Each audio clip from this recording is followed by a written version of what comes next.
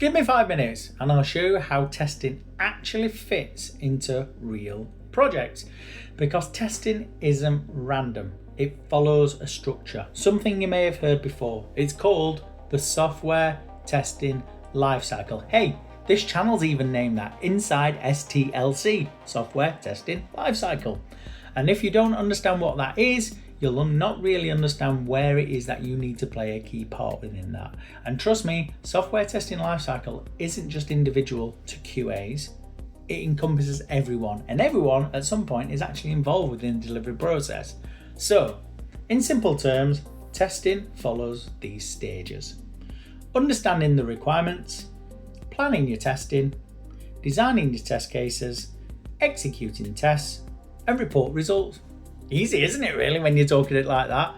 But trust me, there are so many different levels that fall into each of those areas.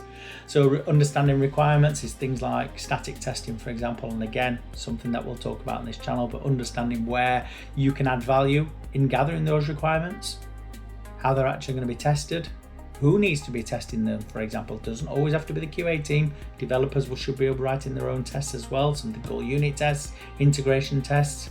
When you're planning testing, how long is something going to take? You have to put out a test schedule, what it is that you need to cover, what you need to cover first, for example. You've got something called risk-based testing that you can do as well. So there's lots of different things that can be included. When you're designing your test cases, do these test cases need to be manual test cases? What is actually a candidate for automation testing? Who's going to be picking up which test cases? Do the test cases need to be functional or non-functional? Again, non-functional testing is something that we'll cover on this channel in another video. But it's so many different layers. It's like peeling an onion. Once you do that, it sounds simple, but there's so much else around it.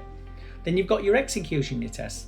Who's going to execute them? When they're going to execute them? How are you going to execute them? Again, are they going to be manual tests? Are they going to be automation tests? How are we going to check things? How are we going to confirm that something has actually passed? How are we going to confirm that that meets a requirement? And then you've got the results reporting as well.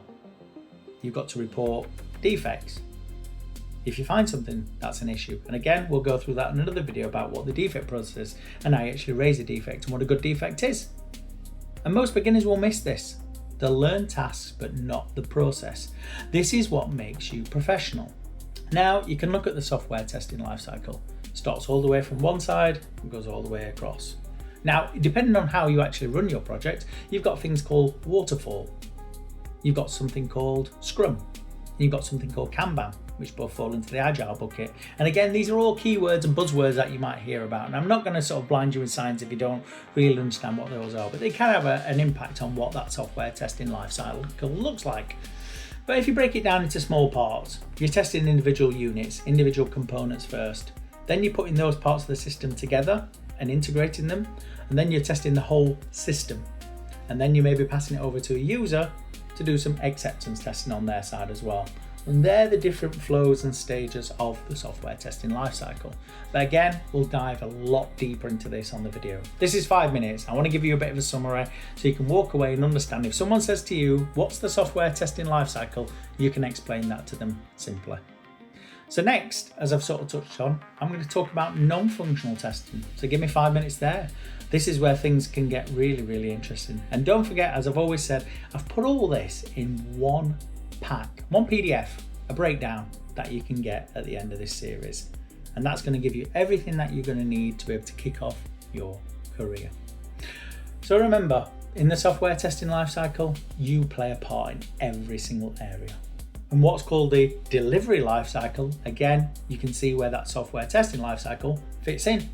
Where is QA involved? Where do you need to get other people involved in the QA process as well? I've always said the same things. We're the gatekeepers, but everyone is involved in testing. We're the guardians, making sure people follow the right processes and do the right level of testing. Will we do it all ourselves? No, there'll be other people who'll be involved in that. And that could be developers and that could be the end users, for example. But remember, they're all going to have to follow the same life cycle. Until next time, goodbye.